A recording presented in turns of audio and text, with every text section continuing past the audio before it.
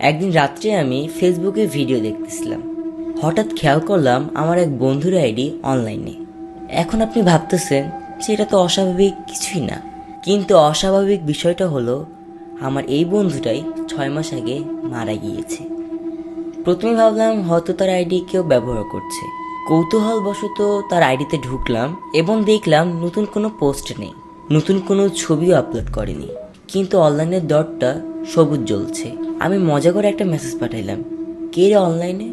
কয়েক সেকেন্ড পর রিপ্লাই এলো, তুই কি আমাকে ভুলে গেছিস? আমার বুক ধক করে উঠল। আমি তখন লিখলাম, তুই কে? আর ওপার থেকে উত্তর এলো, তুই পিছনে তাকাস না।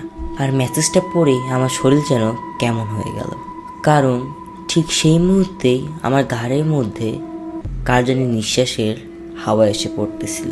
ধীরে ধীরে পিছন দিকে তাকালাম, ঠিক তখনই আমার ফোনে একটি নতুন একটা মেসেজ এলো, আমি তোকে বলেছিলাম যে পিছনে তাকাস না।